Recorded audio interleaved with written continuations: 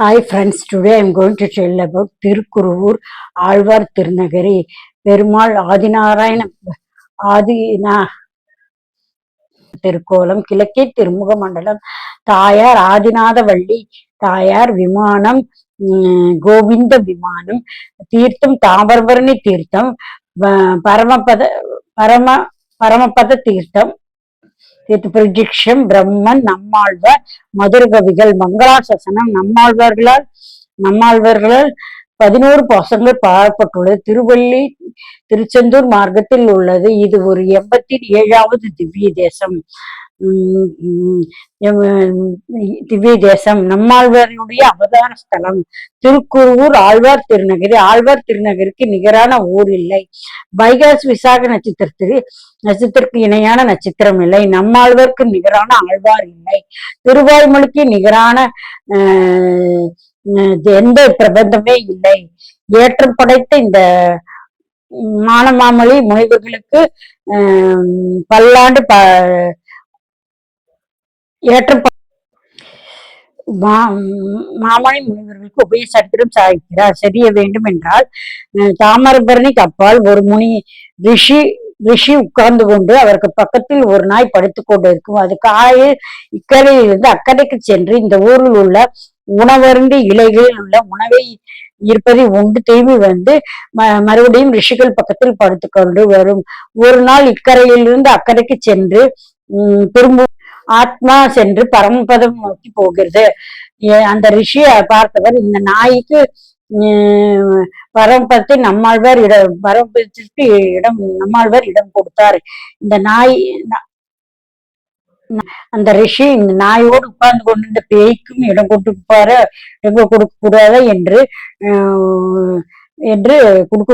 என்று வளர்த்தாய். நாய் பிறப்பதற்கு இந்த மறந்தாலும் திருநாங்கூர் நாயாக பிறக்க வேண்டும். குருவூரில் நாயாக பிறக்க வேண்டும். ஆழ்வார் நகரில் பிறந்து அதன் எச்சிலை வாரி சாப்பிடும் நாயாக பிறக்க வேண்டும். அப்படி என்றால் தான் இந்த ஆழ்வார் திருவள்ளில் ஒரு எத்தனை பெருமை தெரியுமா.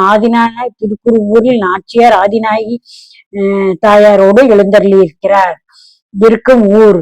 ஆதிநாராயணன் என்ற மூலவரை பாடுகிறார். பொழிந்த பெருமான் என்று உற்சவருக்கு பாடுகிறார். இந்த 2 பேருக்கும் நம்மாழ்வார் பாடியுள்ளார். இந்த ஊரில் பிரம்மா தவம் செய்து புரிவதற்கு சிறந்த ஊர் என்று தேடினார். இந்த திவ்யம் தேசம்தான் பெருமாள் சொல்லிவிட்டார். அப்போது பெருமாளுக்கும் பிரம்மாவுக்கும் மதர் சாபமர் குரு எனக்கு அர்ச்சகர் பண்ண குரு என்று பெயருடைய தோண்டப்பட்டதால் அந்த செய்கை சம்பந்தப்பட்ட எல்லோரும் கைகாரில் செய்து கொண்டு இருக்க வேண்டும் என்ற அர்த்தம். குரு செய்கை ஊர் பெயர் குருகூர் என்றால் நிறைய கைங்காரியம் செய்வதில் விரும்புவார்கள். இருக்கிற ஊர் குருவூர் என்று ஒரு பெயர். குருகன் என்ற மன்னன் திருத்தலத்தின் ஏற்றம் சொல்கிற தலந்தன்னன் என்று அவன் ஏற்கனவே மந்தன் என்ற பெயரோடு இருந்தான். அவனுக்கு ஏனோ தப்பான வழியில் போனதால் பிறவி முடிந்து விட்டது. அடுத்த பிறவில் தனந்தன் என்ற பெயருக்கு பிறந்தாலும் தன்னன் என் பெயருக்கு பிறந்தாலும் தற்கால திருத்தலத்தில் வந்தது. பக்கத்தில் அப்பங்கோயில் முதலில் அந்த நம்மாழ்வாருடைய தலம். இன்றும் சங்குபால் செய்து கொண்டு உற்சவத்தை எழுந்தளிக்கிறார். ஆழ்வாரோடு வெண்ணெய் கிருஷ்ணன் கண்ணன் திருக்கோலத்தில் சாத்து வருகிறார்கள்.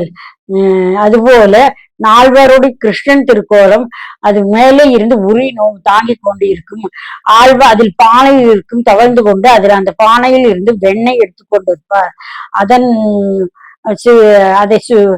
அதுதான் அவர் அவதரித்த மண்டபம் அங்கு இருக்கிறது. அதில் இருக்கும் மேடையைத்தான் நம் அம்மாழ்வார் அவதரித்தார். ஐயங்கோவில் இருந்து தவழ்ந்தன் ஒரு புளிய மரத்தின் அடியில் ஆழ்வார் திருநகரத்தில் வந்து அமர்ந்து கொண்டார் என்பது சரித்திரம். இந்த தந்தான் பொய்தன் அப்பங்கோயில் இருந்து பெருமாளுக்கு ஆராதனை செய்து கொண்டிருந்தார். பிற்பாடு பெருமாள் இங்கு வரம் செய்து அவரோடு அனுகிரகம் செய்தபடியால் தாந்தவி திருத்தலம் ஆதிநாத பெருமாள் சேவை சாய்க்கிறார். ஆழ்வார் அவதாரம் விஸ்வேஸ்வரன் அவதாரமாக தான் நம்மாழ்வார் இங்கு பக்கத்தில் மதுரகௌரி ஆழ்வார் கருடன் உடைய அவதாரம் வைகாசி விசாரத்தென்று நம்மாழ்வார் அவதரித்தார். அப்பங்கோயில் அவதரித்த போர் கரிமல தூணன் என்னும் உனக்கு உடையுடைய நங்கைக்கும் திருக்குமரனாக திருக்குடை நம்பி திருக்கூருடைய நம்பி என்று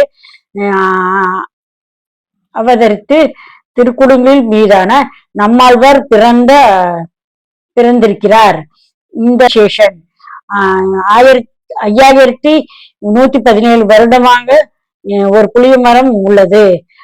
பல கிளைகளோடு இங்கு காம்பு கிணறு இருக்கும் மரம் புளிய கலியுகம் பிறந்து 1117 வருடம் ஆகிறது. கலியுகத்தில் பிறந்த உடனே நம்மாழ்வாருடைய அவதாரம். இந்த ஆழ்வாருக்கு வரமுனி பாரங்குசன் சடகோபன் கரிணிமாறன் முக்கிய திருநாமம். பரகுசம் என்றால் யாரெல்லாம் பகவானை குறித்து தேவ விமர்சித்து பேசுகிறார்களோ பரர்கள் யானைகள் அடக்கோடு அங்குசம் பேசப்படுகிறார்கள். பரங்குசர் சடகோபன் என்று நாம் எல்லோரும் பிறக்கும் போது காற்று வந்து நம் காதுகளில் மூடிக்கொள்ளும். அந்த கொஞ்சம் ஞானிகள் அதையும் காற்று வந்து ஞானம் மூடிக்கொண்டால் நாம் ஞானம் சூனியம் போல் ஆகிவிடுவோம். பெருமாள் அவதரித்த போது அந்த காற்று வந்து மூடிக்கொண்டதால் என்று தன் காலால் அந்த காற்றை தூக்கி போட்டு சடக்கென்று கோபித்துக் கொண்டது பிறந்தார். அதனால்தான் அவர் சடகோபன் என்ற திருநாமம். மாறன் என்ற உலகை இருந்து மாறி இருந்தபடியால் ஆழ்வார்க்கு மாறன் என்ற திருநாமம். அந்தகிரி ஜமதகினி அரங்கிரதி விஷுகர்த்தன் பகவானை கலியுகத்தில் ஆழ்வாராக அவதரித்து விட்டார் என்று சொல்கிறார்கள். இந்த யுகத்தில் அத்திரேயன் பிறந்தார். குமரன் ஆத்திரேயராக பிறந்தார். தத்தாத்திரேயராக பிறந்தார். திவார யுகத்தில் தசரத குமாரனாக சத்திரியனாக ராமனாக பிறந்தார். துவாக யுகத்தில் நந்த கிருஷ்ணனாக கண்ணன் வைஷ்ணவாக அவதரித்தார். கடைசியாக 4 யுகத்திலும் அவர் சாதாரணமாக 4வது வர்ணத்தில் வெள்ளாளர் நாம் ஆழ்வார்கள் அவதரித்தார். அந்த நிலை அல்ல. ஆழ்வார்கள் மொத்த அந்தனர்களுமே ஆச்சாரியருக்கு தலைவனாக இருக்கிறார். கையுக்கு வைகாசி விசாக திருக்குருவூர் ஆழ்வார் திருநகரில் அவதரித்த புளிய மரத்தில் இருக்கிறார். நித்திய காணத்தில் இருக்கிறார். இவர் இருக்கும்போது வடக்கே இருந்து எங்கேயோ இருந்து மதுரை திருக்கோளூர்ல இருந்து அங்கே வடக்கே இருந்தார். அவர் அடகீசன் தெற்கு நோக்கி ஒரு ஒளி வந்தது இருந்து எங்கே இழுக்கிறது என்று அதை தேடி வந்தார். நாகபுரி திருவேங்கடம் ஸ்ரீரங்கத்தை தாண்டி மதுரையை தாண்டி ஆழ்வார் திருநகருக்கு வந்தார். அவரை இழுத்து கொண்டு வந்து விட்டது. வந்தவர் புளிய மரத்தில் நம்மாழ்வார் தியானத்தில் இருந்தார். பேச்சு மூச்சே காணம். அவன் உயிரோடு இருக்கிறார் என்று தெரிந்து கொள்ள வேண்டும். ஒரு கல்லை எடுத்தும் தடால் என்று மதுரகவி ஆழ்வார் போட்டார்.